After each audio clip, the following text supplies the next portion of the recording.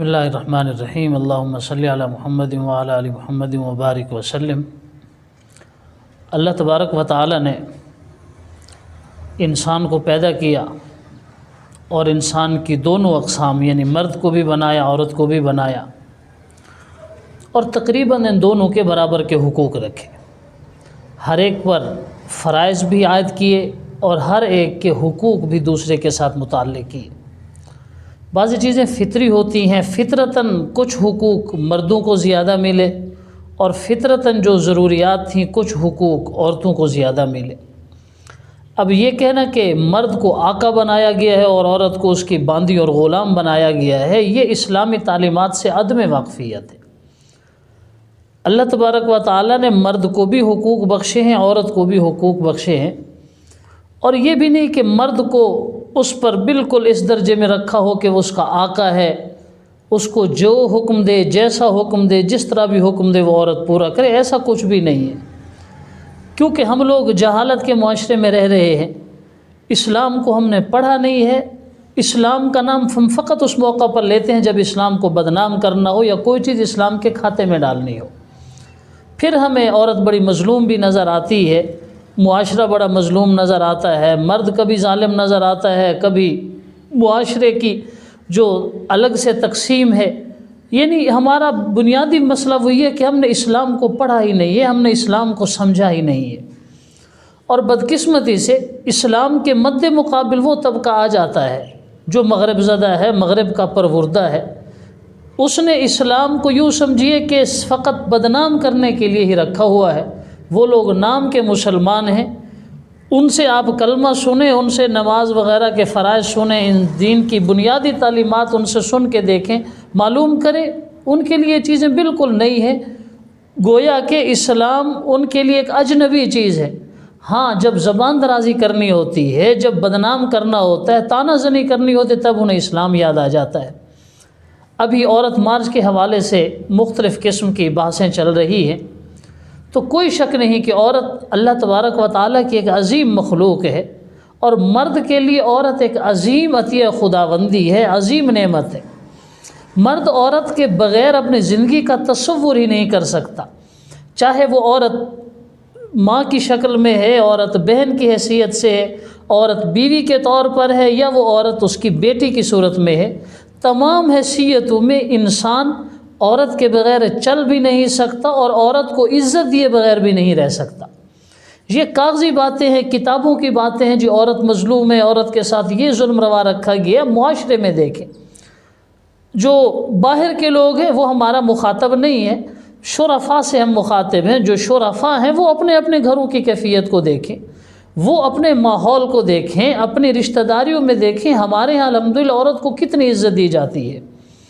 یعنی اگر عورت ماں ہے، اور یہ وہ عورت ہے، یہ وہ ہستی ہے جس کی پیدائش پر لوگوں کے چہرے کا رنگ تبدیل ہو جاتا تھا۔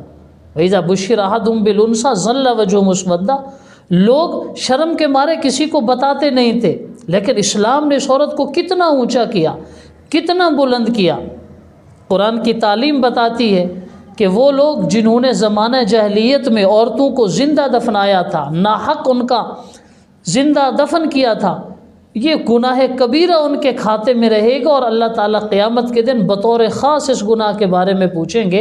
اِذَا الْمَوْءُودَةُ سُئِلَتْ بِأَيِّ ذَنبٍ قُتِلَتْ، تو ان بدبختوں سے پوچھا جائے گا کہ تم نے یہ کون سا گناہ کیا تھا، تم اس پر کس طرح جری ہو گئے تھے کہ تم نے ایک زندہ بچی کو دفن کر دیا تھا۔ عورت اگر ماں کی حیثیت سے ہے تو حضور صلی اللہ علیہ وسلم فرماتے ہیں کہ بخاری شریف کی روایت ہے، حضرت ابو ہریرہ کہتے ہیں جاء رجل الی رسول اللہ صلی اللہ علیہ وسلم قال من بحسن صحابتی یا رسول اللہ، میرے اچھے سلوک کا کون حقدار ہے؟ آپ نے فرمایا امک، تیری ماں ہے۔ قال ثم من؟ قال امک، یا رسول اللہ اس کے بعد؟ فرمایا تیری ماں۔ اس کے بعد کون ہے یا رسول اللہ؟ پھر تیری ماں۔ چوتھے نمبر پر باپ کو درجہ دیا ہے۔ یعنی جب بات تعظیم تکریم کی آتی ہے، جب بات خدمت کی آتی ہے، جب بات مالی عطا کی آتی ہے، تو اللہ تعالیٰ نے، اللہ کے رسول نے عورت کو 3 حق دیے ہیں، مرد کو 1 حق دیا ہے، اور ماں کے قدموں میں جنت رکھی ہے۔ بعض علماء کرام نے اس حدیث کی تشریح میں لکھا ہے چونکہ عورت کا جو مرد سے تعلق ہے، مرد کی وجہ سے عورت 3 تکلیفیں اٹھاتی ہے۔ حمل کی تکلیف اٹھاتی ہے، بچے کی پیدائش کے وقت تکلیف برداشت کرتی ہے اور بچے کو 2 سال تک دودھ پلاتی ہے، تو اس کا عوض اللہ نے عورت کو یہ دیا کہ 3 حقوق دیے ہیں، مرد پر لازم ہے کہ تم اپنی ماں کے یہ حقوق پورے کرو۔ عورت اگر یہ بہن کی شکل میں ہے تو اللہ کے نبی نے فرمایا، اللہ نے جب کسی مرد کو 3 بیٹیاں دیں یا 3 بہنیں دیں اور وہ ان کی اچھی تعلیم و تربیت کرتا ہے تو وہ جنت میں میرا ساتھی ہوگا۔ بتلائیے تو اسی اور کون سا قانون ایسے ہے جو اس چیز کی یقین دہانی کرائے کہ اپنی بہن کی پرورش پر، اپنی بیٹی کی پرورش پر تمہیں اتنا بڑا صلہ ملے گا۔ وہ مسلمان جس کی زندگی کا سب سے بڑا مقصد جنت کا حصول ہے، اللہ کے نبی فرما رہے ہیں تمہیں جنت مل جائے گی اگر تمہاری 3 بیٹیاں یا 3 بہنیں ہیں، تم نے ان کی اچھی تعلیم و تربیت کی تو تمہیں جنت مل جائے گی۔ ایک صحابی نے کہا یا رسول اللہ اگر 2 ہوں، اللہ کسی کو 2 بیٹیاں دے، تو آپ نے فرمایا 2 کے بارے میں بھی یہی حکم ہے۔ مغرب نے عورت کو وراثت کا حق 18ویں صدی میں دیا ہے، جبکہ عورت کو اسلام نے جو حقوق دیے ہیں وہ مکہ میں دیے ہیں، ابتدائی زمانے میں دیے ہیں، جہاں فقط نماز کے احکام آ رہے تھے، جہاں فقط توحید، آخرت، پیغمبر کی رسالت کا تذکرہ تھا، اس موقع پر اللہ نے عورت کو حقوق عطا کیے ہیں۔